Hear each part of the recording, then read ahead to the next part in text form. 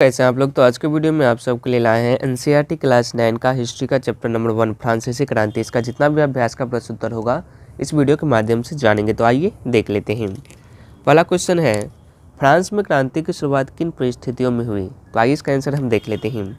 तो फ्रांस में जो क्रांति के परिणाम स्वरूप संचयी प्रभाव के कुछ कारण निम्नलिखित है, जिसमें सबसे पहला है एक स्वतंत्र अमेरिका के लिए ब्रिटेन के साथ युद्ध। इस युद्ध ने फ्रांसीसी राजशाही पर बढ़ते कर्ज का नेतृत्व किया। इसने जनता पर नए कर लगाने का अनिवार्यता की।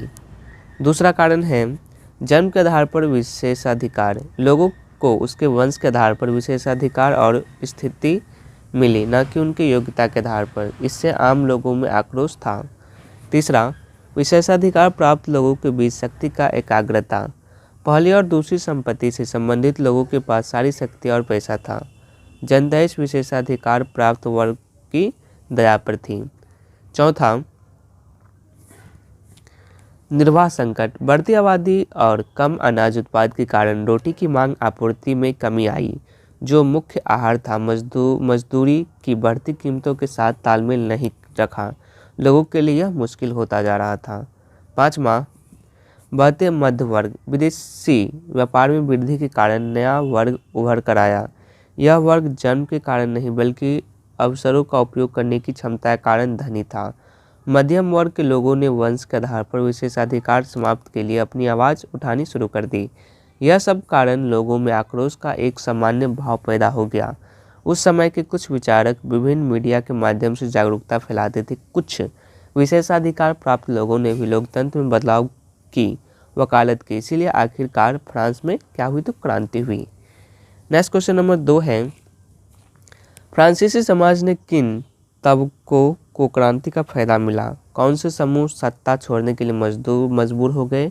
क्रांति के नतीजों ने समाज के किन समूहों को निराशा हुई होगी। तो फ्रांसीसी समाज ने किसानों और कारीगरों को क्रांति से लाभ हुआ।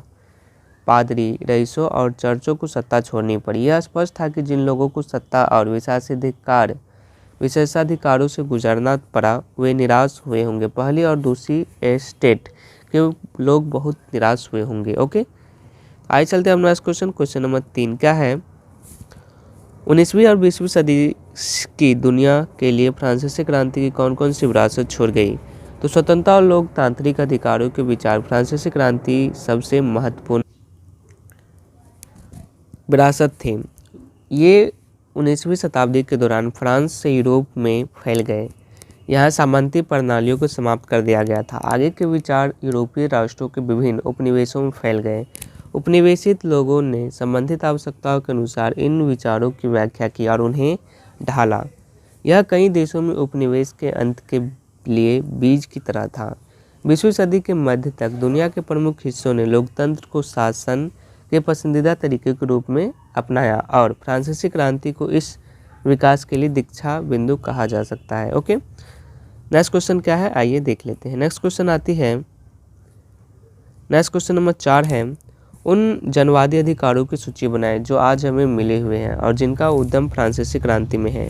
तो भारतीय संविधान में दिए गए निम्नलिखित मौलिक अधिकार से फ्रांसीसी क्रांति का पता चला जा सकता है, जिसमें सबसे पहला है समानता का अधिकार, दूसरा अभिव्यक्ति और अभिव्यक्ति की स्वतंत्रता का अधिकार, तीसरा है शोषण से मुक्ति का अधिकार एवं पाँचवा है संवैधानिक उपचार का अधिकार।